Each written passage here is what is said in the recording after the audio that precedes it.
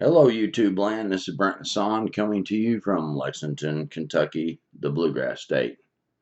I have a Dogman story for you today. This guy makes calls, and he makes all kinds of different calls that can call in predators, and does hunting and things like that. So I think you're going to find this very fascinating. It's a really long interview. Um, Not sure if I'm gonna get this into one episode or not, but if not, it'll say part one, and then of course there will be a part two.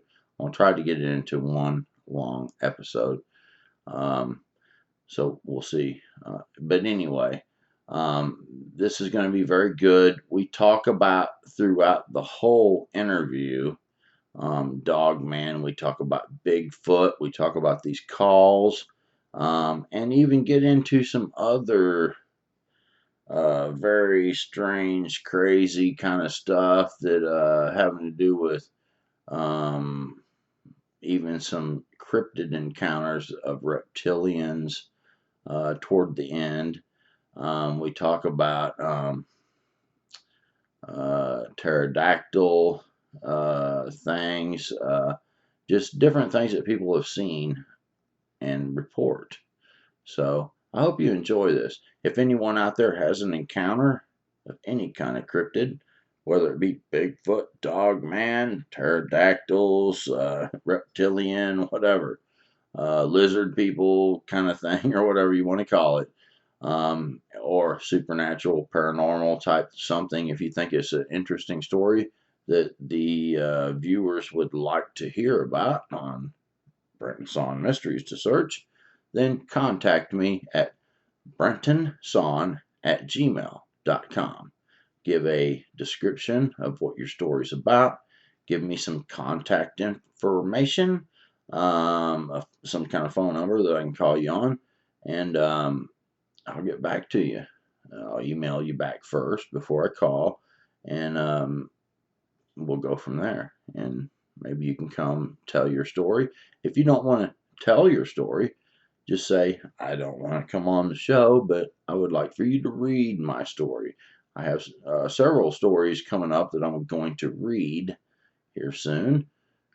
So you can submit them for being read or coming on and sharing the stories. And I guess that's about it. So let's go to our guest. Thank you. Now, the first part of this interview ended up having so much echo in it, I couldn't use it. But anyway, this guy had went hunting for coyotes.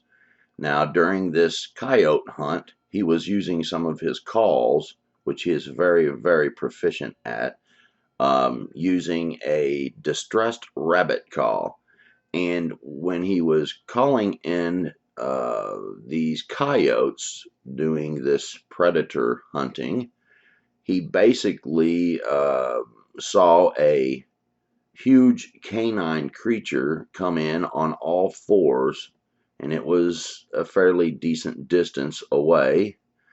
He was basically in his blind, and the creature was black. He said it looked kind of abnormal. It was so black that it looked to kind of absorb light. It was very strange looking, and it was very huge. He thought it moved really weird, and he started getting kind of concerned, and he started looking at it through his scope. And at this point, this thing stood up, and then he was very alarmed. And he looked at it through his scope again, and we pick up the second half of this interview, which is actually a really long piece of interview because we talk about other things too. But I pick up the interview on the second half when the audio was clear, as he's looking at the face of this creature, a canine, upright, bipedal creature. I hope you enjoy Dave Fritz's story of hunting predators, Dogman encounter. Okay. All right, and we're back. Okie dokie. All right, Fritz, you pick up where you was leaving off, and I'm not sure exactly where that was at, but I'm sure you do. We're talking about where I was looking at the head. Right, yeah. The head was Okay. so you're saying that the head was that's quite incredible because sometimes people have these dogman encounters and they don't mention how big the head is, and most of the most credible to me the dogman encounters that I believe the most from when people are talking about the encounter they had, they talk about how big the head of this creature was, in comparison. Um, so that to me is fascinating. So if you would just kind of continue your explanation of and description of the creature. Well, like I said, when I looked, I was just totally shocked. I was a little bit. I'm not going to say I'm the baddest guy in the woods because I had fear struck in me at that moment. That's the only time I've ever really been scared of anything in the woods, of any hunting situation I was ever in. I've been charged by some big coyotes, and I've had some badass dogs that were wild dogs charging me on the Indian reservation out in Arizona that I had to kill. One of them weighed 127 pounds, and he was a pit bull dragging a log chain, and he was trying to kill me. But I got him with a rifle before he came to the call. I got him before he got to me. But the thing about this thing is the head was so massive, I couldn't believe it. I cranked the scope up on 24 power, and I had it on a shooting stick where I could keep it good and steady, and I looked right in his face. And it filled up the scope. I could see the nose. I could see down his throat. The teeth, fangs were long. They overhung on each side of the mouth. It looked like a wolf, a big wolf, but ears were pointed, big pointed ears, and you could see the ears moving. I know the wet nose, you could see the wrinkles in the nose, and this thing had its mouth open. You could see it breathing. I could see it every time it took a breath. I could see its tongue moving in its mouth. I thought, this bitch is for real. This is no figment of my imagination. And so what I was started worrying then is what I was going to do if he came on in, if he charged me, because he was looking for where that sound come from. Right. Was you thinking about shooting him right then? No, there's no way, because I was hunting with the AR-15 and I'm shooting a 50-grain varmint bullet, and at 400 yards you don't have the velocity. You don't have the inertia. The bullet doesn't have the kinetic energy to do anything. Okay, so how far away was he? Excuse me? How far away was it? 400 yards. 400. Okay, I'm sorry, man. Yeah, he's at 400 yards. So you're stretching the capabilities of a 50-grain bullet running 3,100, 3,200 feet a second at that distance to do any damage on big game. You had a really good scope then. Oh yeah, I use some of the best optics that money can buy. Okay. I've got good binoculars. Leica and Swarovski and Night 4 scopes and Barcelona military, stuff like that. We believe in the best glass you can get. And so when you were we look at stuff out there a long ways off, sometimes we need to see how big it is or what it is, before we shoot it. Right. Did it have a wolf type head?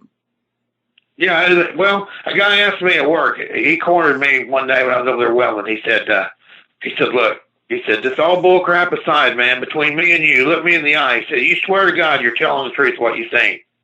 I said, if you don't believe me, you can get out right now. And I said, you don't ever have to talk to me again. But I said, if you call me a liar, I'm going to hit you between the eyes. Right. I said, I'm tired of telling you guys this. I saw what I saw. I can't unsee it. He said, I want to know what it was, Dave, what it looked like. I said, the best way for me to describe it is for you to go watch the movie Van Helsing, and you see where that wolf is in that movie. You see that? Just paint that wolf black, and you'll see what I saw. So it was more black than the Helsing one. Yeah. It's just like the Van Helsing wolf is kind of grayish color, but the one I seen was black. And the sun was shining on him. It just looked like it was soaking up the sun. It didn't glisten or anything like that. It was just like a kind of a glossy flat black finish. You could see the hair, you could see the dirt in the hair and everything. He wasn't real dirty or matted down or nothing. It was pretty well groomed. It looked the hair looked in good shape, you know. Right. And this thing, you could see the tongue, you could see it was breathing. Can it describe some of that? The head was massive. I mean, the head looked like a freaking Lincoln ice chest, you know. That's how big it was. Well, okay. Well, how big? How big? You say, because Kurt Stokes described one. He said the snout was 8 inches across. He said. Oh yeah. Okay. It'd be like you know. Well, I'm a guitar player. You know what a Marshall amp is? Yes, I play guitar. Okay. Myself. Okay, Marshall. You figure a 100-watt Marshall head amplifier, and it'd be about the size of that. Was about the length of the head, and make it just a little wider than that. And that's what you've been looking at. Do what? Put some ears on that, and you'd be looking at that's about the length of the head. The head was you're about talking the size about of a a half Marshall stack? 100-watt head on an amplifier. You're talking about a half stack. Yeah. Damn. Yeah, dude, just the head. Like I'm talking about just the head, just you either got a 50-watt head or a 100-watt head, just the head part of it. The actual head of the animal was about the size of that 100-watt head. And you could put ears on that and put a lower snout on it, and that's what you got. It's about the size of that. So you're talking about 2.5 to 3 feet wide head? No, the head was probably maybe a foot, a little over a foot wide, with the ear tufts and on the side and stuff. You're looking, it's probably 14 inches across from both sides of the ears. So you're I'm talking about the length of the head. I'm talking about from the back of his head to the front of his snout. That's about how big it was. Okay. And it was just, you know, I couldn't believe it. I thought, man, there's no way this gun's going to kill that. I had 5 rounds in the magazine. I had 20 in my pocket. And I thought, I'd drop that 5-round magazine and put the 20 round in. So that gave me 21 rounds, and I had those extra 5 or the extra 4 in the other mag. And I thought, well, if he charges me, all I can do is wait till he gets to 100 yards and start shooting him. You said you saw his tongue. You saw his tongue? Oh, yeah. Yeah. Just like it was. I mean, I was on 24 power. I could look right down his throat. Okay, so was there anything different about his tongue or his teeth? Can you describe his tongue and his teeth? The tongue was black, just like a wolf would be, you know. Like a chow. Wasn't like a coyote. Wasn't pink or anything. The tongue was kind of a grayish black color. Wasn't really solid black, just gray, kind of a gray color. Yeah, like a real chow you got a black tongue. Yeah. Okay. And chows are very vicious and got big heads. Okay. Just like that. Okay, and the teeth. What did you see with the teeth? Well, the teeth were good. They were good size. I guarantee you they can do some damage. You're talking about something. You can talk about something we could fight with a grizzly bear easy. I mean, this thing was. The teeth, the canines on that thing were probably, I'd say, at least 2.5 inches long, 3 inches maybe. Right. Okay. And did you see any of the teeth that kind of curled back, like the canine parts and stuff like that? That kind of. I really couldn't tell if they curl way back, but I could tell they come down. You know, they were pointed, more pointed, not like a dog. You know, if you look at the difference between your dog and a predator, like a coyote or a wolf, if you lay them 2 dogs down the front yard and look at a wolf or a coyote, those animals' teeth are tapered, they're sharper at the end. Okay, they work like a knife. So you're saying the wild animal predators have sharper teeth? Yeah, their teeth are more pointed and sharper, right? Because they're still doing business out there. They have to kill for a living. Okay, yeah. Where domestic dogs don't. Yeah, because I've heard that. I've heard that in several reports about the teeth. Even one of the reports where this dude shot a Dogman. It was fairly close to him, maybe within about 40, 50 feet. He said that he was viewing the teeth, and so he had a little bit better view from his scope. For sure. But he said the canine teeth seemed to have like a little bit of a hooked back, like it was meant to hold the prey. Yeah, I mean, they kind of, you're talking about like leaning back towards the jaws. Yeah. they kind of curled maybe in just a little and down. Yeah, they kind of curled, lean back. They kind of at the end they kind of had a camber to them, right? But not they didn't just hook way under like a boar's would do. No. Yeah. You know, every one of them may not even be the same. Yeah, I mean, all of them could be different because we don't even know what this thing is. I want you just to only report exactly what you saw so that we can collect the information.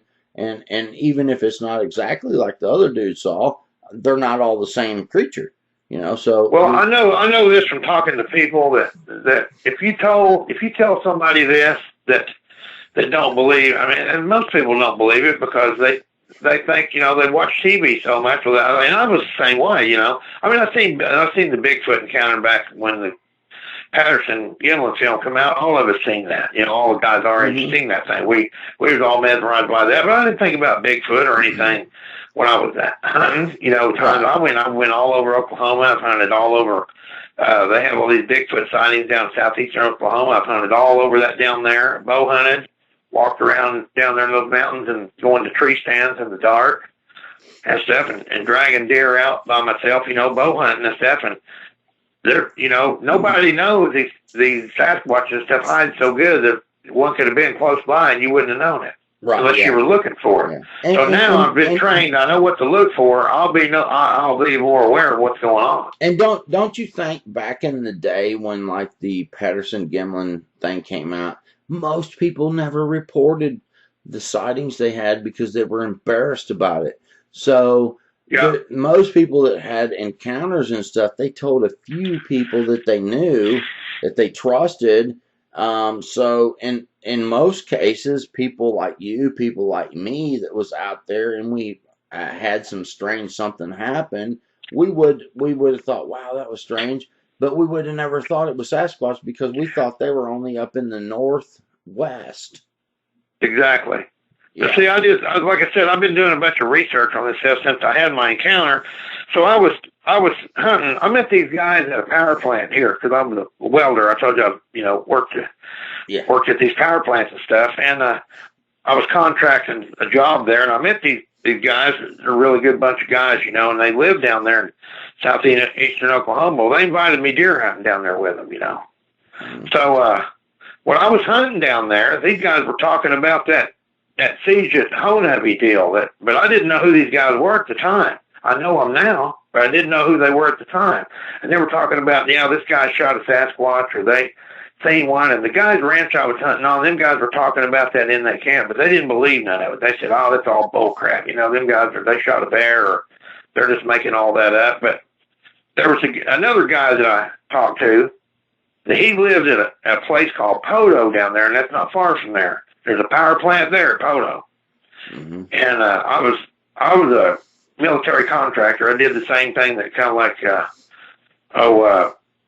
Tim Baker done. You know, he worked for different military outfits and stuff, and went around the country working at these bases. And I was working at a base in Pueblo, Colorado, at a chemical weapons plant there, and I was running a welding crew for this construction company, and this kid was working for me. And he come into my motel room one night and sat down there and talked to me. And he's a pretty good Christian guy, you know, and he told me where he was from. Of course, I got to meet all them guys that worked for me. I kind of got to make a friendship with them. This kid come to my room one night, and he knew that I hunted, and he knew that I knew these guys down there at the hunting camp where I hunted at. He knew that I knew those people. So he said, Dave, I want to tell you a story. He said, and I'm gonna let you listen to this. And he said, I hope you won't laugh at me. But he said, what I'm going to tell you might shock you. And it already been filled in by another guy about this thing that happened to him. Mm-hmm. And the kid's name was John. I said, John, this about seeing a Sasquatch down there? He goes, yeah, how do you know that? I said, because Greg told me about it. He said, well, would you rather me not talk about it? I said, no, man, I want you to tell me. I'm going to hear everything you got to say. I want to know everything.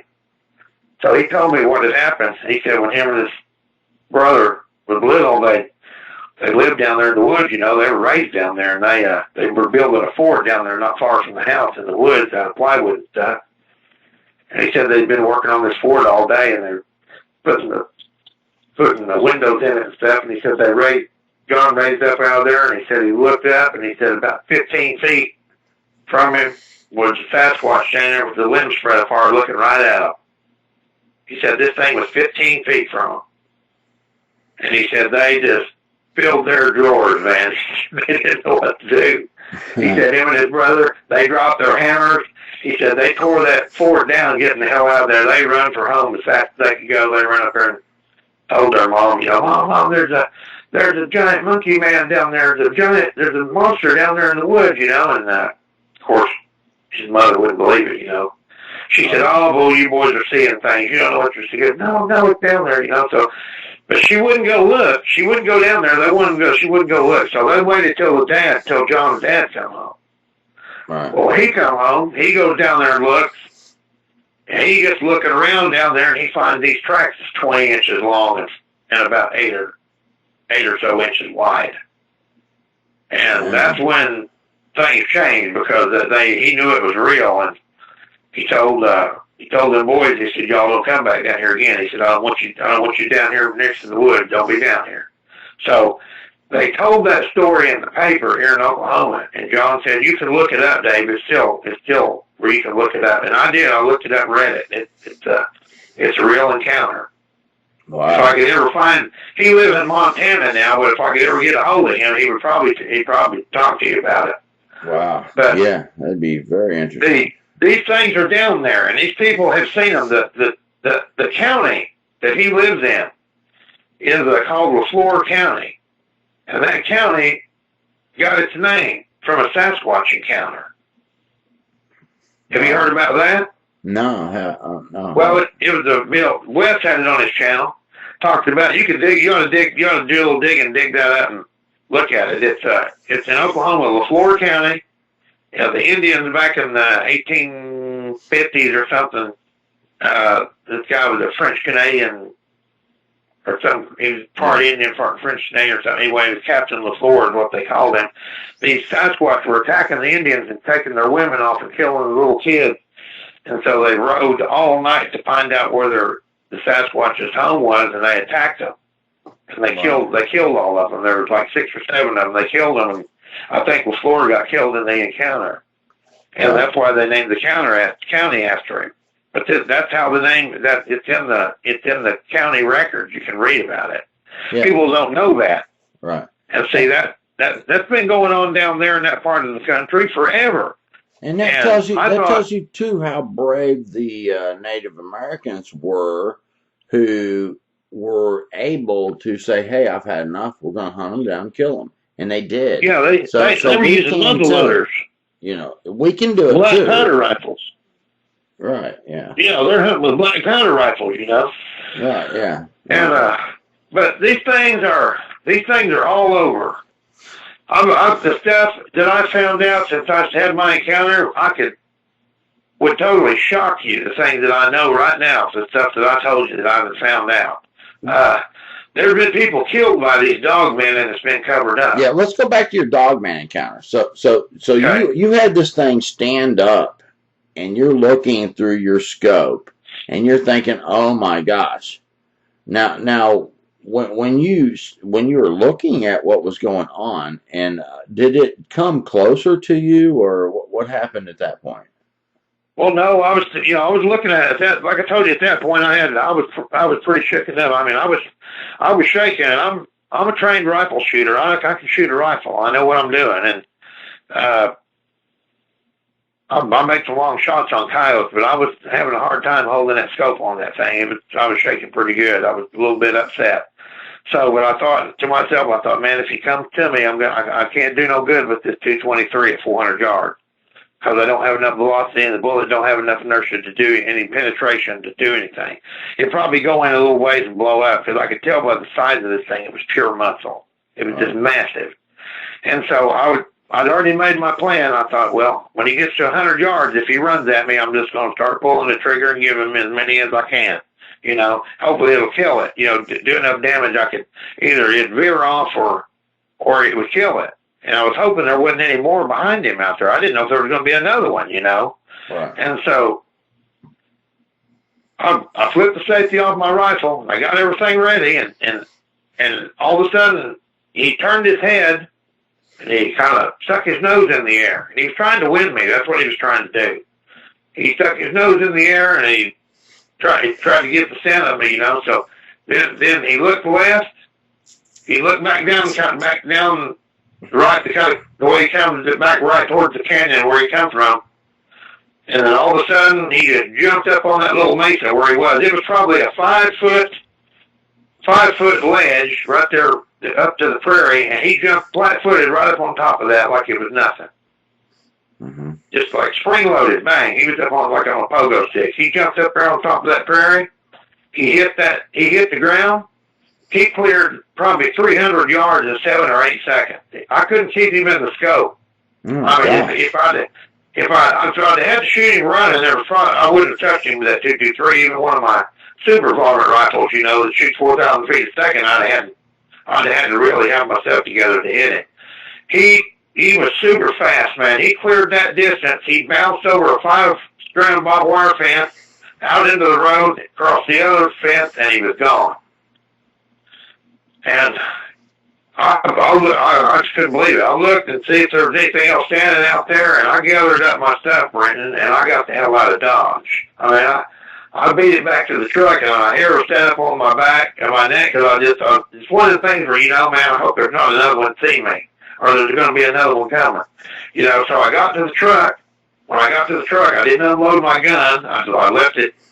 That's how I don't normally use, leave the safety off. I left the safety off, and I left the magazine in the rifle, and I started the truck and took off, and I backed around. When I got out on the road, I had to go right where he had crossed. So I figured, well, if he tries to jump me, if he jumps on the truck, I'm just going to stick the barrel in him and shoot as many as I can. You know, and I had the 45 too, so. But I didn't see anything, and I wasn't really, I had 4 miles to go to the highway, so I got to a main highway, and I was not really feeling very good about it until I got to the blacktop road. Right. And then I kind of eased up a little bit. Things eased up, you know. When I turned and looked back down the road to see if there was anything out there, and I didn't see anything. So I don't know where it went. I don't know. He got off into some brush somewhere else, but it's something that people don't want to see. You don't want to encounter this thing hunting unless you got the right gun. Right. That's just incredible. I mean, to me, it's so incredible that there could be a canine type creature walking on 2 feet. It's just so mind blowing, man. I've never encountered a Dogman. I've had a Bigfoot encounter, but the Dogman is just so crazy, dude. And the Bigfoot encounter I had was not like something that was like in your face. My encounter was more of a subtle type, limb breaking, trees getting pushed over. I couldn't figure out what the heck it was until a little later in it, when I kind of caught glimpses of it, and it was throwing stuff and all that kind of stuff. But to me, I think the seeing the Bigfoot or straight on right there, kind of clearly, or seeing a Dogman, to me, the Dogman is a unacceptable thing. That's what I thought too, because you know, okay, after I'd seen it, the first thing I started thinking about when I got on the highway, I'm trying to put 2 and 2 together. I was thinking about the way it looked. It's so big, it looked like a Sasquatch. It looked like its thighs up on top, you know, the shoulders and the arms and the upper part of the chest and stuff. It was big, and then it tapered down like a dog or a wolf would do, down to its you know, below the stomach and into its tail. It had a tail like a regular dog, you know. Right. But the thing of it was that I thought, well, this thing is out there, okay? And people know they knew Bigfoot was out there. Well, now this is out there. Now we're dealing with 2 of these type of things. Mm-hmm. So I did a lot of research. I mean, after this happened to me, I went to work. I checked everything. I really didn't tell nobody about it for about 8 or 9 months. I told my dad. Of course, my dad believed me because he knows this stuff out there. He's a really good Christian guy. He reads the Bible. He knows this stuff out there. Right. I told another guy that I hunted with, and he's a skeptic. He don't believe anything. He says, I'll believe it when I see it. I'm not saying you didn't see something, but he said, I want to see it. I said, well, all you got to do is load your ass up and go with me, and I'll show it to you if I can call it in again. And so we haven't been able to go back out there because he's had some health problems. He ain't been feeling good. But the deal that I have done the research on, I found out, I talked to several religious leaders, guys that were well versed in the Bible scholars that know the Bible inside out. And these guys believe that this is what I was told. This is not what, I kind of believe it. Maybe it could be that. Okay. But what I was told was that when the giants were here on the Nephilim was here on the earth before, that their spirits were taken out. They had the form of a man. Right. But they came in, they looked like us, but they were just way bigger. Okay.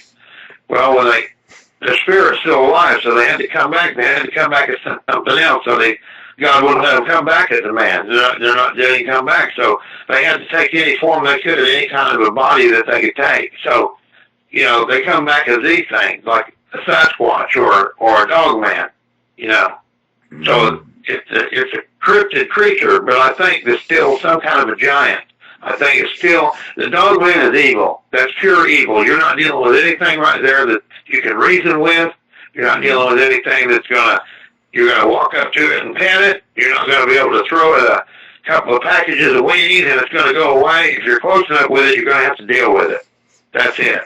Right. Luckily, there was only one, and he decided to leave, and I didn't have to deal with it at that time. Now, if I had my other rifle, instead of if I'd had the M14 instead of the AR-15, then that would have been a different story. I had enough firepower. I would, when he got to about 300 yards, we'd have been doing business. Right. Yeah. I could have killed it. I know I could have killed it. One rifle I kind of like, and some people might not think it's all that great, but it's a 25-06. I got one. Shot coyotes for 10 years with him when I shot for the because you got that 06 behind that 25, bullet, and so you can shoot real accurate. And I don't think it's necessarily the size of the bullet. It's if you can hit it accurate. I don't care how dang big a creature is. You shoot it in the freaking face, man, it's going down.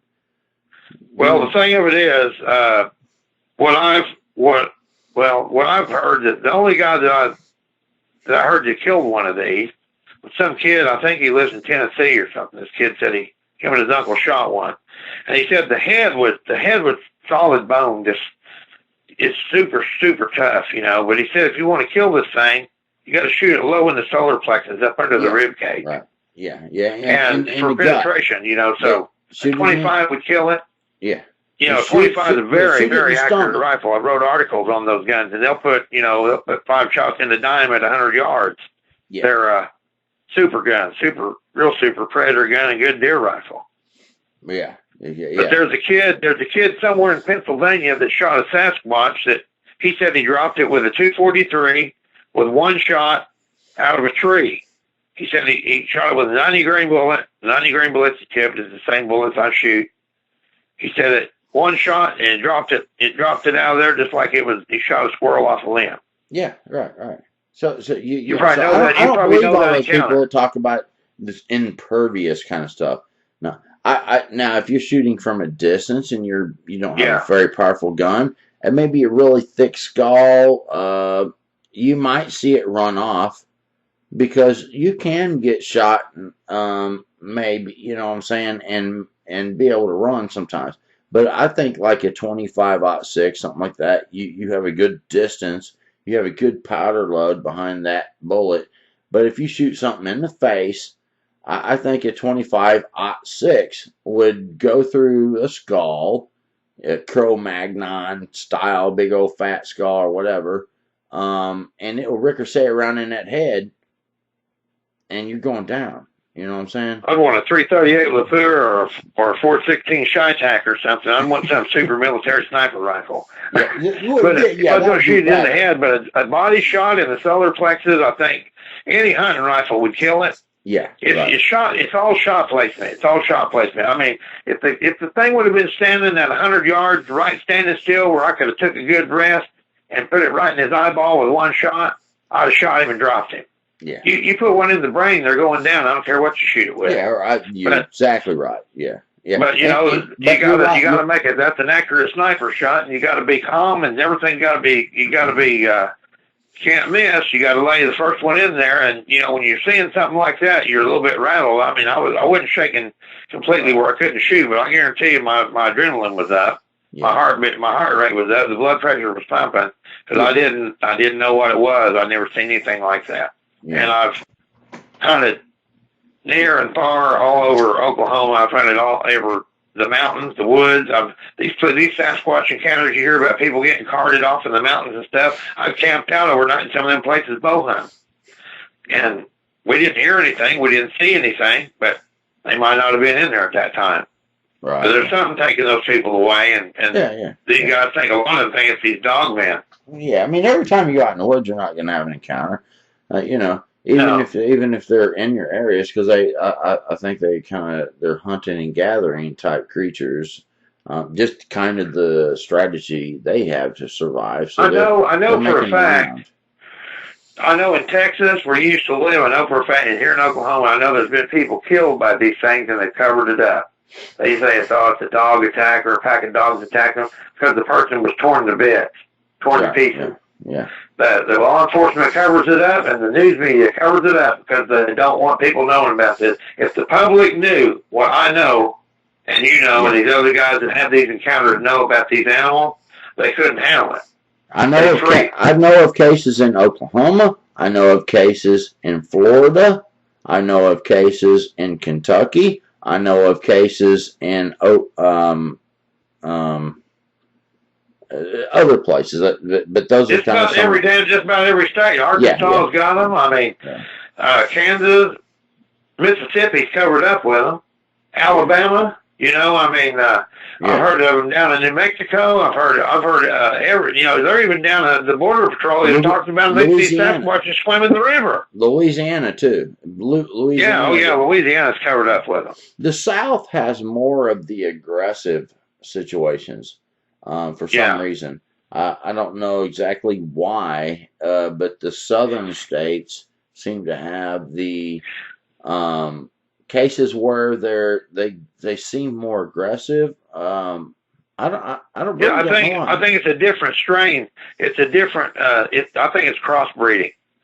I think anytime you have crossbreeding, you have a different type of higher level of anxiety type of an animal. And I think that's going on. And I think that, Baron Kumbo they've hit it right on the head. These guys have studied these things. And probably people think they're full of crap, but I'm telling you, them guys know too much they do. They do. They know a lot of stuff. Yeah. Those dudes are freaking knowledgeable, man, for real. Yeah, they get on TV and they watch this Finding Bigfoot thing and the BFRO and stuff, and I don't want to talk bad about them guys or nothing. If you want to watch entertainment, and they don't ever find anything, they want to watch people drive around and film the woods, hey, that's great. But if I'm out there and I'm going to be doing that, I'm going to be trying to find it, and I ain't going to show something until I do, and that's the deal. They're out there, and I guarantee you, if they want to find it, all they got to do is come down off their high horse a little bit, and there's a couple old boys that'll show it to them. Yeah. They can damn sure show it to them, but they ain't going to want to see it when it comes in, because there's a lot of people that don't. You don't want to go rounding these up like you said, calling in one of these, and because you don't know what you're doing. You don't know if you're pissing it off or you're having a bad day, or you don't know. Yeah. There's no way I would go into the woods at night, especially. I might do it during the day. I'm not going to say I wouldn't during the day. But if it was nighttime, I have my camp set up or something, I would not start making vocal calls. I would not start tree knocking, because I don't know what I'm saying when I do it. I ain't going to just start making two knocks. Two knocks might mean, oh, I'm the alpha male up in here. Why don't you come get some of this?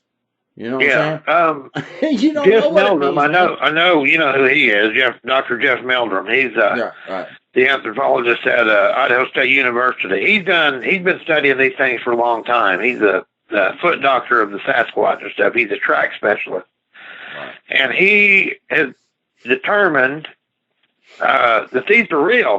We've known they're real for a long time. There's a guy named this Jimmy Chilcutt. He's a specialist on fingerprint analysis. He's one of the best in the world, if he's not the best. And he also does looks at feet and tracks. And he said that they can see the dermal ridges in these tracks. These things are real. They're not. Somebody's not going to take the time to make all that. I mean, that's and they found tracks all over the United States. Yeah. And I've got people tell me, "Oh, that's not real. That's a bunch of crap. Nobody believes in." You know, if you believe in Bigfoot, you're a psycho. You know. Yeah. Look, man. We don't have to even worry about talking about if they're real or not. We know they are. Look, yeah, I'm not a believer. I'm a knower. Yeah, yeah. No, I've been at a campsite before, dude. My dog, it was actually my buddy's dog. The dog knew it was real. I knew it was real. My buddy didn't so much know it was real because he was in and out, leaving in the boat and stuff like that. But the thing was breaking trees. It wasn't just breaking trees, dude. It was breaking trees, not limbs. I mean, it was pushing trees over, and it was doing it more like when my friend, we were camping in this one spot. He would take off in the boat, and all of a sudden it was like a tree would fall over, and I was thinking, wow, a tree just fell over, and then another tree falls over. And then another tree falls up. That's too many trees. Trees don't fall that much. Oh, yeah. So I started getting kind of concerned and start walking up there. I don't want to give it away because I'm gonna tell the story here soon. But I walk up the hill and I get this vibe. Don't go up that hill.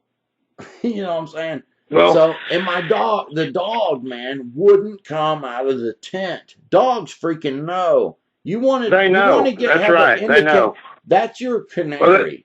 You want to. Well, people know too. Around, bring a dog.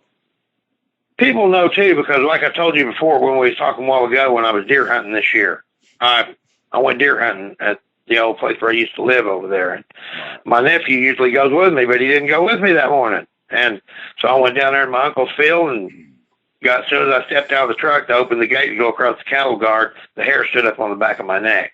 Yeah. I had that feeling. What's up with that, man? I've been really trying to figure out. I had that feeling just like the Dogman deal, and I went, what the hell, And then the second I got out of that truck, I smelled it. It was and I smelled that smell before, and it just went the Bear and Kumbo and all these Jeff Meldrum and all these other researchers, the guys that really know, the real researchers know that. And, you talk to the guys down there in Texas, what's his name? Bob Garrett. Yeah. That guy knows. Yeah, Mo and those guys know down there, and they talk about how you can smell them. Well, I smelled that, and I knew that there was a Bigfoot right there, and I went about my business. I didn't do anything crazy. I had a 45 in the back of my pants. I cocked and locked the 45. I opened the gate, got back in the truck, drove through, and shut the gate. I didn't see anything. I watched the woods. I didn't see it. It had to be right inside the trees where I couldn't see it, but the smell was really strong. Wow. Now, here's the other thing about this thing that I found out about that spot. There's a house, a pretty nice house, right across the road from this gate where our pasture is over there. And I asked my cousin, I said, hey, does anybody live there? He said, no, nobody's lived there for a while. They moved out. Okay, well, the Deep Fork Bottoms is it's like the bayou in Oklahoma. It runs just a half a mile behind this place where we're hunting. That's why somebody don't live there. If that smell is there, what do you think's there, Renton? There's Sasquatches are around there. All right, yeah. Right. They probably, they scared them people off. They've got the hell out of Dodge. There's several houses. There's quite a few houses down through that area that's got nobody living in there. And nobody will say anything. Nobody talks about it. But that's a travel way right there. And that's what I smelled that morning. I know for a fact that's what I smelled. Yeah. You know, so what's your opinion on the smell? Because I didn't smell nothing. Do you think they put that smell off as kind of like a skunk would do? You know, because some I people think think, if you're too, well, I think if you're too close, I think it's like uh, Bear and Bob Garrett and those guys say, oh, they have a gland that Tim they Tim release. Sermon and them, they talk about that. If you get too close, it's like it's a warning. They put that scent out like gorillas do that. They say, Yeah. and so it's like a warning scent. Hey, they're putting it out that it's some kind of gland where it's a fear type scent or a scent that's a warning. That you're in my area and you need to leave. It's a deterrent of some kind. Yeah. Yeah. So that's what I figure it is. Right. Yeah. That seems to be the case. I just wondered if you thought that. Because sometimes people will encounter, and if the creature's not scared, it doesn't seem to put that smell out sometimes. But maybe it does Right. sometimes. I don't know. Well, if you living down in Texas with your grandpa and stuff down in there, do you ever remember when you was younger smelling that smell and didn't know what it was? Yes. Yes, I do. Yeah. And actually, being with Grandpa and noticing he wanted to hurry and get out of there, but he never did say nothing to me. You know what I'm saying? Yeah. Well, I But smelled that smell before when I've been bow hunting, and I thought it was just some kind of, maybe a creek with some stagnant water or something, or maybe some kind of, how the air gets like the leaves and stuff will get fermented and stuff. And a lot of times in the forest, little spots will get like that. yeah, And you might smell something, but it ain't that. That's not what it is. That Finbo said that ain't what it is. yeah, and sometimes I thought maybe it might have been a skunk or something because Yeah. I mean there Well, was skunk's totally different from this. The skunk's it's not even close to a skunk. right. This smells like wet dog and blood and old trash and somebody that took, Yeah, but I was trying to come up with an explanation. Cow crap and rubbed it into something. Yeah. Yeah, it was a very horrid smell, like you're talking about. It smelled like bad body odor with, Oh yeah, worse than that. but real bad to the extreme where you could start coming up with other kinds of explanations and like you're if saying. You smell that smell, they said there's only one thing that causes that, and that's one of these. And these damn things are everywhere. As a kid, though, I mean, I was thinking maybe, but I had smelled skunks before because we had them get into the house before and get into the wall of the house, and Papa had set a trap, and he would end up trapping the skunk in the wall. And it would spray. Oh yeah. And it would stink up all my clothes. Oh my gosh! It's like, Papa, what did you do that for? Now my clothes all smell like skunk. You're killing me. Well, you say you live in Kentucky. That's where you guys live. That's where I live now. Yeah, right. Yeah. Well, Kentucky's ate up with these things too. My mom has family back there. They live back there in the hills and were coal miners and stuff back there in the around, I guess, I don't know if it was in Hazard County or back in there, but it was back in those hills. I went back there once when I was a little bitty kid. I went back there to see my great-grandmother, and my dad took me and my mom and my family back there. And I remember going through them hills, and that place is, you talk about Bigfoot country, that place is Bigfoot country. Yeah, yeah. Kentucky's ate up with these. When I've heard guys talk about it, they said the Dogman's there, Sasquatch is there. Yeah. They're all over. Yeah. And I used to have to go hunting, and the dogs won't get out of the truck. Yeah. Oh, listen, man, I used to go to the mall. I was working for this one guy that owned some bed and breakfasts and stuff like that. And it's quite a few years back. But he had all these really old fellows, man, like 90, 98, all the way up to 98 years old. So these were like old guys from 60 something to 90, almost 100 years old. And we would all meet at the mall and we would eat. And so these were like, for some reason, man, I loved to hear these old men's stories. To me, that was awesome. And that's how you learn. There was one of the guys, his name was John Hancock. the same name that you hear people say, put your John Hancock on that. His name was John Hancock.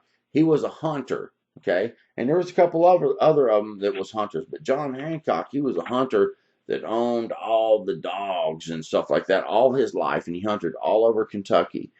And him and one of the guys that was 90 something, they told hunting stories of running into these Sasquatch. And sometimes they were like patty type looking, but John Hancock, he told one, he said the hair on it was like a foot long, and it would be standing beside like a tree, like a tree, and it would kind of sway a little bit back and forth, trying to imitate like it was a tree because it was big, and it was unbelievable. Some of the stories they told me, man, it was just incredible. And it scared them, so they would be taking off, and he would be talking about his dogs not wanting to go in and things like that, and or hearing the big limb breaks and stuff like that, and they would like, oh my gosh, I thought it was a Bigfoot coming, so I ran, I took off, and that kind of stuff. Let me tell you something that happened here. When you're talking about that, you seen the movie Legend of Boggy Creek? Yeah. Okay. Well, there was a kid coming to work over at the plant where I work at the aircraft shop over there, and he's a nephew of another guy that's an aircraft welder that worked at American Airlines with me, and I got him a job over there. And he's a young guy, and he said, "Hey, Dave," he said, he said, "My family's got a bunch of land down in Arkansas down there." He said, "We got a big deer hunting camp. It's down there in the piney woods." He said, "I'm going to take you hunting down there for, it's a big place." He said, "Just for our family, but he said, I'm going to take you down there. Dad said, take you down there, and you and George for helping me get a job out here." So, man, I said, "Where's it at?" So he told me where it is. I got to research it. It's about 50 miles this side of Falk, Arkansas, right where the Legend of Boggy Creek was filmed, right in there, So I started telling him about that stuff. He asked me, he heard I had this Dogman encounter, so he talks to me about it, and he said, you believe in Bigfoot?" I said, "Yeah." He said, that's just a fairy tale, right?" I said, "No." He said, "You really believe there's such thing as a Bigfoot?" I said, I don't believe, I know there's such thing as a Bigfoot. I said, how many people seen these things? I mean, do you think there's a guy with a set of wooden shoes dropping off out of a helicopter all over the United States? That's all he does is go around making tracks everywhere? I said, different size tracks, too many people see it, too many encounters. I said, it doesn't matter that bankers see them. I said, your dad's a banker. I said, bankers see them, policemen see them, firemen see them, famous people see them. And I said, all these people ain't telling the same lie. And we were going to go hunting down there, and all of a sudden, when it come time to go hunting, something happened and we couldn't go. Yeah. Now you tell me. Yeah. Yeah. You tell me. I don't know if he got scared or maybe that he started thinking about it, but I wasn't scared. I was looking forward to it. I thought we was going to see something down there, because that Legend of Boggy Creek, I mean, if that thing was going on when we were younger, so, there just ain't one down there, Brenton. There ain't just one of these around the planet. There's hundreds and hundreds of them. I do. There's all. Bob Garrett says there's thousands of them. Yeah, there's thousands of them in every state, dude. I'm talking about there's thousands of them in one woods, I believe. Oh yeah, how many encounters have you taken on your show here and talked to different people? I've listened to quite a few myself on there. Right. The people that encountered every state. Right. Dude, I've got way more encounters that I've never published than I've got published. I don't believe that. And, I think the only place they haven't seen them is Hawaii, isn't it? Right. Yeah. Yeah. And they're right on the edges of woods. It's not like you got to go deep in. So some people think if I want to have a Bigfoot encounter, I got to go deep in the woods. You don't. This is weird. This is weird because this place I work. I mean, I don't know what it is, but there's another kid that came to work over there. He was a soldier. He did 3 tours in the Gulf over there. We got several guys working there that were soldiers, and he did Wade. He's a big old muscled up kid, real good kid, a good welder and a good guy. And he did several tours over there as a Marine, and then he went back and joined the Army. He went back as in the Army and did some more tours over there. So he definitely did his service for the country, but he told me he lived outside of Tulsa here, which is his family's from down around a place called Beggs, Oklahoma, down there, and I've hunted down there. My dad had some friends of his that lived down that way, and I didn't live far from there. When I was married to my wife, I lived out there where we had the other ranch, and I still have property over there now. But the Deep Fork Bottoms, that's where it starts. It runs down in there. And Wade told me he remembered when he was about 6 or 7 years old talking to his dad and his grandpa was talking in the front yard. And his grandpa was a farmer. And he come up there, he'd been plowing down in the field one day, and Wade heard I'd had that encounter, and he come and talked to me about it. He said, yeah, he said, my grandpa told my dad, he said, down there in that one pasture down there, he said, don't ever go back down there again. He said, we're not going to plant nothing down there in that pasture. And Wade's dad said, why not? What happened? What's wrong? He said, I was plowing along that edge of that field, and he said, I looked down there at the very end of the field and something cut across the woods. He said it was 9 or 10 feet tall, it was big and black and hairy, and was walking on 2 legs. He said the tracks are down there in the field. He said they're 18 inches. He said they're 18 inches long. He said we're not going back down there. He said they never, as long as he could remember, they never planted that field again. Now that was in that Deep Fork area there that runs up through that place I told you about, where I smelled the one at the gate. All that's interconnected. All that winds through that part of Oklahoma there, and it goes. It's just a big swampy, wooded area there, just like Boggy Creek is, you know. And I've heard, you probably have heard too, I think I've even heard it on your channel where these people say they think they follow the creeks. Yeah. And the levees and stuff like that. Yeah. Those guys in Texas, you know where Pampa is down in there. I heard an encounter where these guys were seeing them down in there, out in that open country, and that big canyon country down in there. You know, there's a coyotes out there. They said them things are down in there. Yeah, I know. It's quite incredible because it doesn't have to be just woods. There could be like little river, like down in Oklahoma. I know a lot of times there's not a whole lot of woods in some areas, but there's woods around the creeks and the rivers.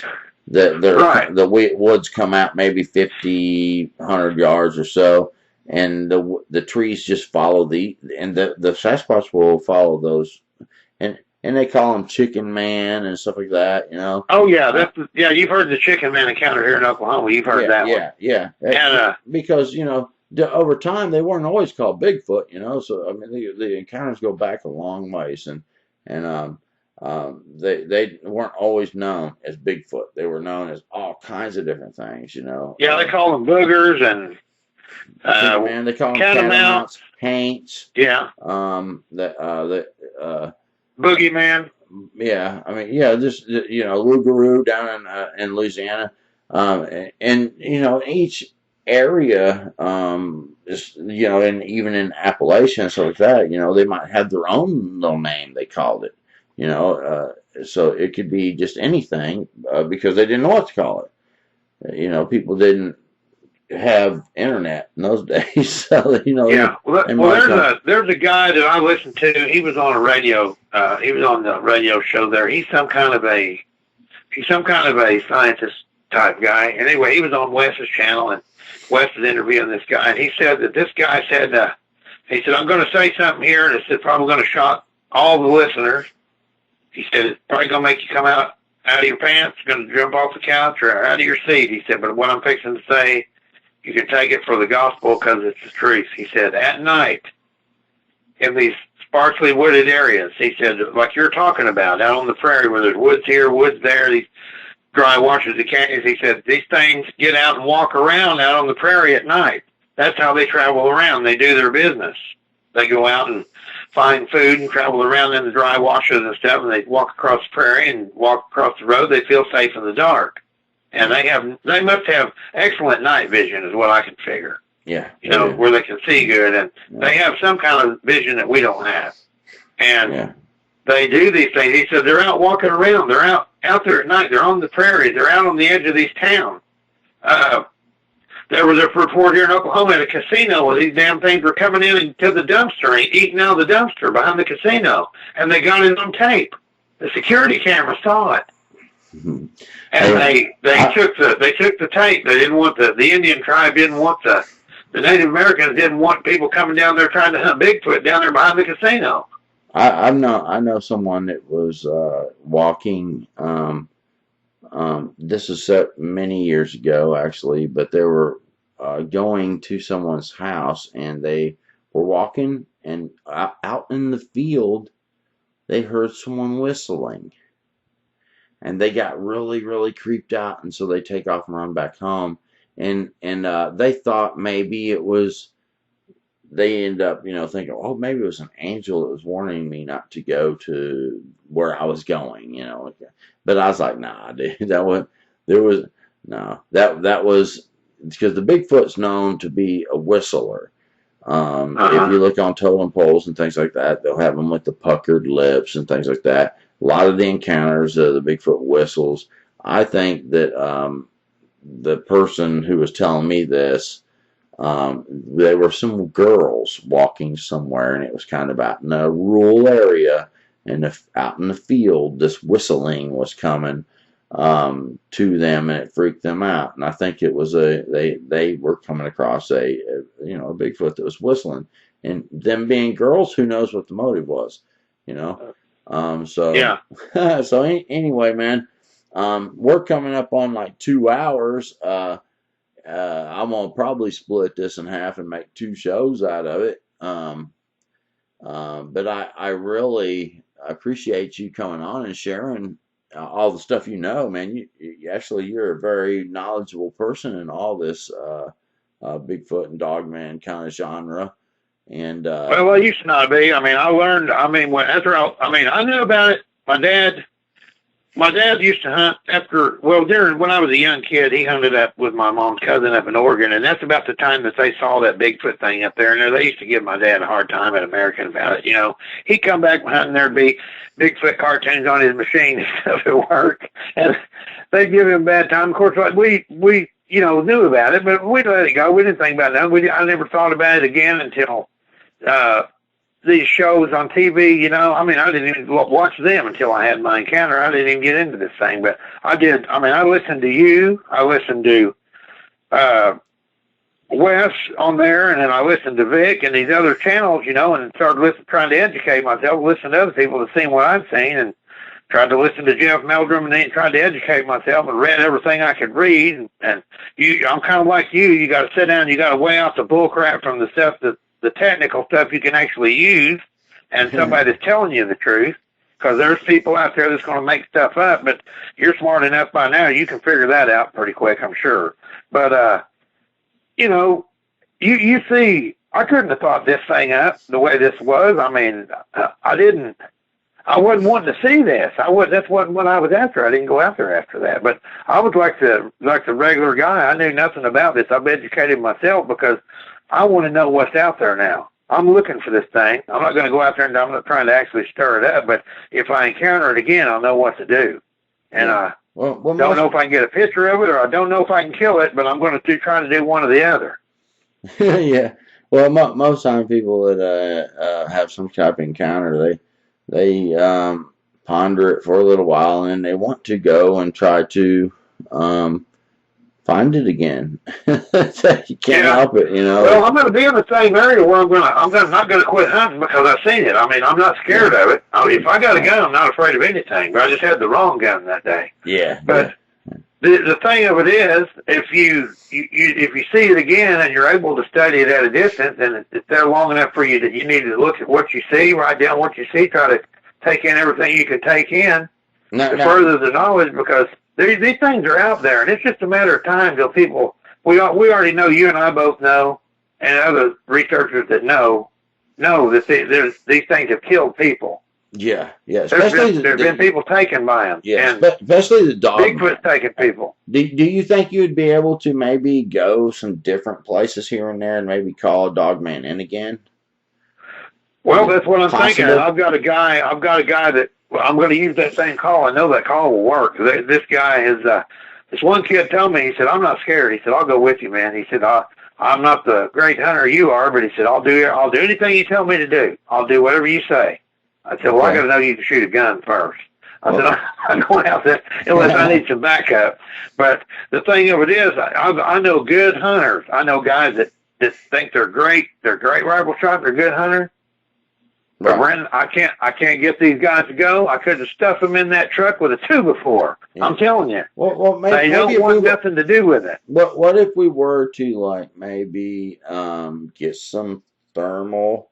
Because I've been talking to a few people that and we're rounding up some thermal and some night vision, stuff like that.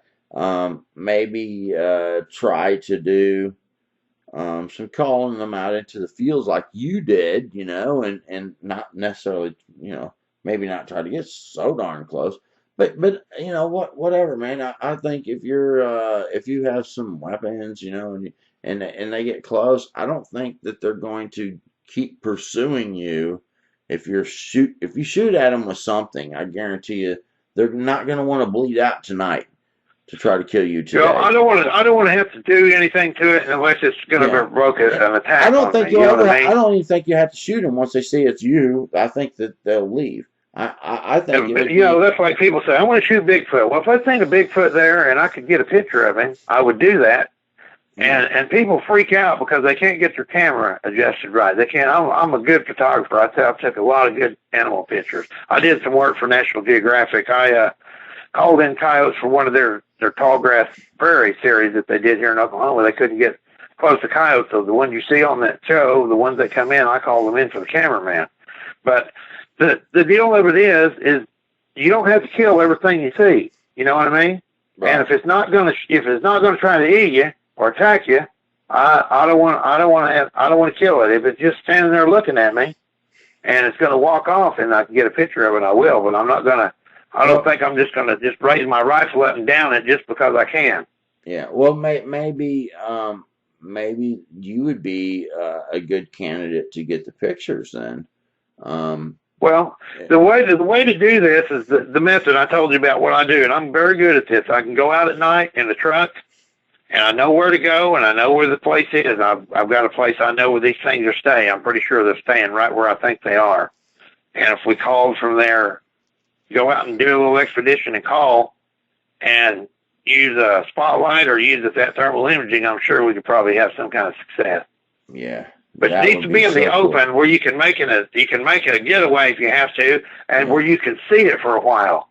If it comes in real quick in the trees, you're not having the encounter in your favor. You're putting it in their favor. Yeah.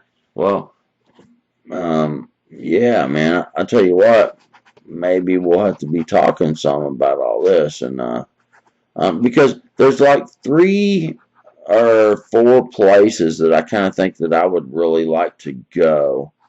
I know one place for sure, Louisiana, an area down there for sure. And then, if someone was really good at calling, I wouldn't mind doing that. And then there's one place that I think might have pterodactyls even, that kind of piques my interest a little bit. I wouldn't mind checking it out. For real? Somebody saw a pterodactyl? Dude, not just once, but several times. And not just... I've heard that, but I didn't know where this happened at. In Michigan, yeah. Oh. I've got several pterodactyl stories on the channel, but there was one particular place in Michigan where there was not just one seen, but this guy encountered them in groups, and he thinks he knows where they're staying. And there's like a geological kind of vents and stuff in the earth. He thinks they might be even going into these kind of type areas, especially during the winter time, because they can, they get down on the ground. They can kind of, the way a pterodactyl is built, it can kind of walk, into. It thinks it is for surviving around these vents, and it's not like a place people hang out. But he said he's seen him like he said encounter with him like 3 or 4 times, not just one, but several. And he knows what he saw, and he said, "I know where they're at." And he said, "I believe if we had thermal imager that we could go in there and get these things on camera documented." And there are a few videos on the internet and one of them that I believe, because his description, and he didn't know anything about this particular video, but he said the tree that he said he knows this one tree, and it was like bobbing, like it was like heavy something up in there, and all of a sudden these things come out of the tree, one of them, and then a second one, and third one, and it comes Pterodactyls would be a nasty customer. Yeah, and it was coming down toward the ground, and he said, and it took a while to catch enough air to get itself lifted, and he said by the way it would do its head and it would turn its head back up, it kind of it was steering by that kind of thing. And there was another guy that in New Jersey that told a very believable story. His story is on the channel too. And he was being attacked by a pterodactyl, him and his cousins, and anyway, they were hitting it with the fishing poles, and he said the thing was trying to pick his cousins up, one of his cousins up and take him. How big was it? He said, I can't remember exactly, but it had like 12, 15, or whatever foot wingspan. Well, how tall would it be if it was standing on the ground? He seemed to think it would be probably, 7-ish or so, or 6, 7. I don't think he necessarily, by the way he explained it, it seemed to me that it was a really large prehistoric, the huge, like the spike that comes off the back of the head, off the front of the head. Yeah. And it had like I think he was saying that the wingspan was like 20 feet, I think, in that particular case. He had a good 10-gauge shotgun with double aught buckshot for anti-aircraft. Yeah, he said this thing was charcoal black, and it and this was on the river, so that made me start thinking about it. That was the first case that I covered, and if it's charcoal black, it flies along the rivers. And he thought that it lived up in these rocky mountain type areas around there. That it was coming out at night. So and the other guy that was having encounters, the things were coming out at night. When he saw them, they were taking flight at nighttime. He thought they were coming out of these vent type areas and flocking up in these trees, and then they were taking off at night. And if they're jet black like they both were saying they were, then that would make sense why they could stay kind of hidden from humanity somewhat, because you can't see black stuff flying at dark. No. Not so easily. And then, and one of the reasons I believe the Michigan story too was that I had collected another story and I kind of deleted it because I was thinking, I don't know if I ever want to cover this. And it was from Michigan, And so I was like, hey, man, I wish I hadn't deleted that. And, well, one thing I've learned out of this business here, after I've seen this Dogman and I've dug into this stuff, one thing I've learned is I've learned not to tell nobody, well, that didn't happen, or just say, well, bull crap. Because what I saw, I would have believed it was bull crap too. But now, now that I know anything's possible. I believe anything now. I mean, it's just stuff is out there, and I think and some of the listeners might disagree with this, but I'm going to say it anyway. And I think in the last days of the earth, that the thing was when the earth gets more evil, like you and I talked about when it did in the first Earth age. Yeah. When it gets more evil, I think that these evil things will appear, and we'll see more and more of that stuff, and we're going to see more of these cryptids and more of these things, because it's going to come out, because the Lord said that there would be things like that happening in the last days of the earth. Yeah, actually, there's some crazy kind of stories, man, that for the end time, some people could say, oh, that's symbolic or whatever, but I agree. There's going to be lots of crazy things. And men's hearts will fail them for fear. there's supposedly some creature that's going to come out of the bottomless pit and is going to have ability to command these creatures. It's going Well, to be like a general.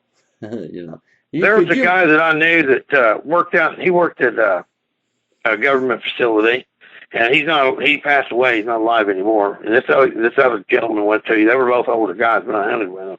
This dude, I've never told anybody this story. I'm going to tell you this, but this dude told me there's a place out in New Mexico, and it's I think the name of that town is Dulce, New Mexico. I've heard this same story at another place too, after these guys had told me this. But this dude told me they were hunting out there, and they swore up and down that he saw some kind of a lizard-looking guy on two legs, a lizard man, cross the road out there one night, going up into these hills. And he said these things went into this big hole in the ground. That's what you're talking about. Yeah. They watched them. Lizard men. That's what he said. They look like lizard men. He said these walked on two legs like this thing that I saw, and they went into this hole in the ground. Yeah, I believe that. They didn't go in. They said that they didn't want. He said they got the hell out of Dodge. They didn't want nothing to do with it. He told me. He said, "Don't ever go around there. Don't ever go around. Don't ever hunt over there, Dave. Don't ever go around there." He said that place is haunted. That's what he told me, and that's what they believe. Now, they were government aircraft guys. I knew both these dudes, and they told that for real. Yeah. Yeah. I mean, have you ever heard anything like that? Yeah. Oh, yeah, I have, yeah. And especially out in that area, other encounters with people, and shoot, I've heard encounters in Canada where reptilian creatures were in a man's house. He opened his bedroom door, and there were 3 of them in his hallway, and he reached out and smacked them. He smacked one because he got mad. He was scared too, but I mean, he smacked it because it was scaring. His kids were screaming and stuff, and he smacked it. And he said it was wet and it felt scaly, and it, takes off down the hall and ran into the living room area really fast, and was gone. But he called me panicking. I mean, it's like, dude, it's not good, man. That's a bad. Well, I don't know. I never seen no lizard man or nothing like that. I don't know what that is. And I heard that story back 20 years ago. I don't want to see one of those. Hunting out in there around some of them bases and stuff. I was hunting, but these guys told me that's what they saw across the road, and they said they never hunted that part of the state again. And said we never went back out there. Said that other guy said it scared the shit out of him. He said he couldn't even breathe. He thought he was going to hyperventilate before he got to the highway. Yeah, there was another girl from the UK that gave me a story, and she was with her mother at a like a fair type thing. It was like a fair or something going on, and there was these cattle trucks and these sheep trucks and stuff like that, at this area that they were at. And she said there was this one truck that was like a sheep truck, and I think she was thinking that the sheep had been unloaded, mostly off of this big like cattle type truck. And she was standing there with her mother, and she was kind of looking at this one truck and it had these slats, across, and it was like I think maybe like a double decker type of something. I don't know. It was like in the 50s, okay, and she was an older woman now. But she said she was standing there with her mom, and she saw these 2 reptile beings, and they had forward-facing eyes. And the eyes were not on the side. They were big yellow, huge yellow type eyes, and these things stood up. They had tails and everything, and they had kind of a little bit of a snout. And they were in this sheep. She thought that sheep were being hauled on this particular truck, but she was looking through the slats at these things, and they were staring back at her, and she couldn't believe it. She was trying to get her mom's attention, get her to look and see. It's like, Mom, look, and her mom's like, oh, quit it, I'm talking, kind of thing, kept blowing her off, and she could never get her mother to look at it, and that really bothered her really bad because, she was trying to get her mom to look at what she was looking at, but they were almost almost iguana looking, but they were bipedal.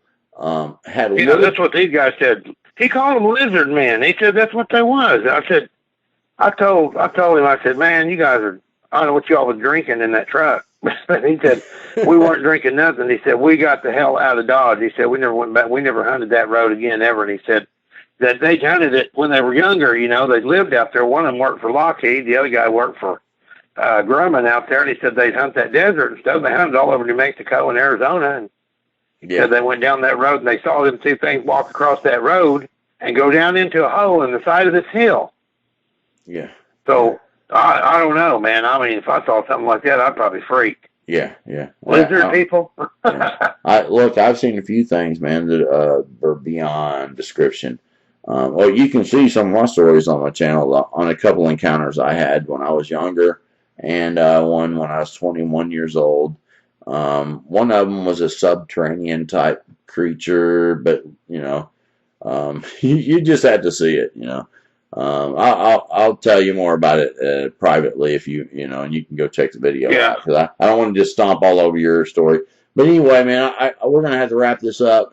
This is gonna end up being 2 episodes, and I really appreciate you coming and sharing, Dave, because you've had just a fascinating. I mean, all the stuff from the calling and things that you do, and making the calls, and I mean that's quite incredible, really. And you've got all kinds of just very interesting things to offer when it comes to the dog man and Bigfoot kind of subject, and even these other little stories you're kind of sharing there at the end, man. It's very, very good stuff. So people need to pay attention. I mean, I'm saying this in a knowledgeable and legible way. If you're hunting out there or you're out camping or whatever, these people need to be aware of what's going on, because the woods ain't like they used to be. right. The areas that the country that we used to know back when we were younger is not like it used to be. Things is out there now, and people seeing it all over. And this ain't happening just here in Oklahoma. It's happening where you live. It's happening in Texas. Every state you hear about encounters. More and more people coming forward. So these things are out there, and the general public that lives in town, they don't know nothing about this. Right. But if they do, if they ever venture out where they're going to start seeing stuff, these things have probably been with us a long time, but they're getting more active now that I think it's the way like we said, the world's getting more evil, and the thing that's going on, and these things are cranking up because they work for the other side. Yeah, and I think they're growing in numbers, and that's what it seems like, man. I really think that they're growing in numbers. It seems like to me, and If I find out, like I said, I know the Dogman's evil. Now, if he's going the other way and he's not giving me no problem, I probably won't do anything. But if I come in close proximity to him and he looks at me and I've got the right gun, I'm going to take him out, because those are evil. Now, Bigfoot, I can't talk about that because I don't know much about that. I don't know. I have not encountered one of those, but I'm trying to do more studying about it because they're in the same places where I hunt. But I'm not going to quit hunting because they're out there. I'm just going to pack the right kind of artillery in case I have to do it. You know what I mean? yeah. I think they're all growing in numbers, and even these other type creatures. But I think the reptilian types and stuff like that are in certain areas that come out of the ground more. And but anyway, I better wrap this up. Thank you, Okay. Dave, for coming on and sharing. And You bet. We'll be talking, man, because I'd like to talk a little bit more to you privately about those calls and stuff you're doing, and you and me can talk about that, man. I'd kind of like for you to come up to where I'm at and bring some of those calls or something. Maybe I can. Yeah, maybe we can get something going where we can do that in the wintertime. Where you got to be able to see. You need to be able to see. Summertime, it's hard to see anything. Yeah, I know. Yeah. You get the leaves off the trees and stuff where you got some vision, and then we might be able to get some kind of a deal going like that. I'd like to do that. I think that might be something interesting to try. That's for sure. But thank you, Dave, and all you out there in YouTube land. I really appreciate you listening to this today. And this is Dave Fritz. And so express your thank yous in the comments if you would. Like, share, and subscribe if you're not subscribed. Now, if anyone out there has a story that they want to share, a Bigfoot, Dogman, any kind of cryptid that you might have encountered in your lifetime, you know somebody that's encountered or a cryptid of some kind, you can contact me, even if it's a supernatural story.